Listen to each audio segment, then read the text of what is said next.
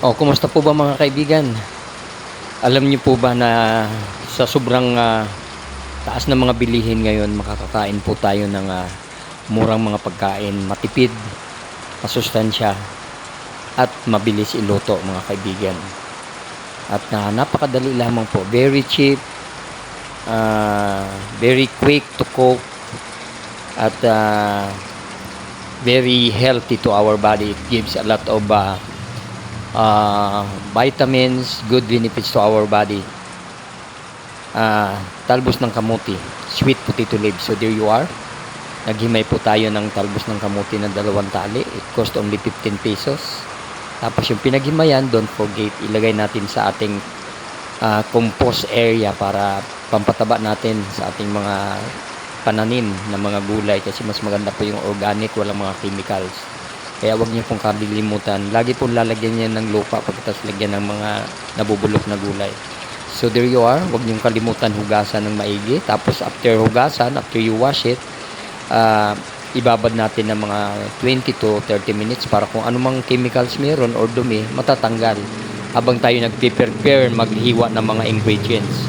So ito po, marami pong pwedeng gawin sa talbos ng kamote. Pwedeng gataan, pwedeng igisa, pwedeng pakuluan lamang, steam, sausaw sa bagoong kung hindi bawal sa inyo ang maalat.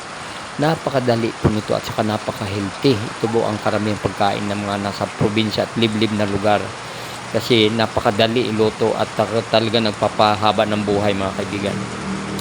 So there you are, igigisa natin konting mantika lamang po. And then, onion at saka tomato. And of course, yung bawang.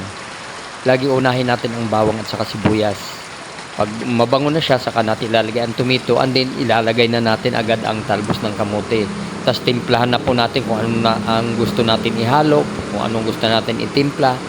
Marami pong paraan, maraming klase ng pagluluto dito. Subalit ako walang sahog po. Plain lang na ginisa. We just saute the sweet potato leaves with the tomato, onion, and garlic. So napakadali lamang po, in just 10 minutes kasi madali po maluto. Tapos na po siya, luto na kaagad. Napakabilis, napakamura, at pwede pong kainin ng 3 tao. Good for 3 person at the price of 25 pesos only, including the tomato, onion, and garlic. So ayan, luto na po. Look at that.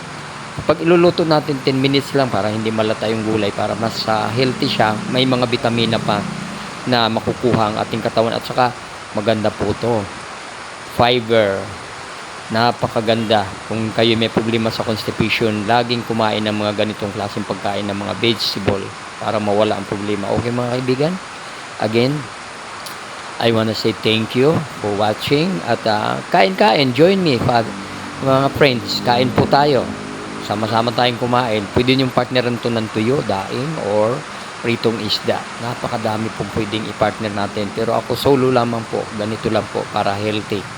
So there you are. Thank you for watching. Please don't forget to subscribe, like, and share. Hanggang sa muli, hanggang sa susunod na mga vlog. Medyo naglilimit ako sa mga sound, mga music, dahil po kadalasan kahit sinasabi nilang no copyright, kahit nasa audio library ko kinuha, tama naman ang description, nagkakaroon pa rin po ng copyright. Kaya mas maganda pa gamitin ko na lamang po yung sound ng natural sound, kagaya ng mga sounds ng birds that are singing. Ganun din ang sounds ng rain, especially today it's raining, so that's my background sound. Diba mas maganda, mas cool. So again mga kaibigan, thank you, bye bye, and God bless. Hanggang sa susunod na ating mga vlogs.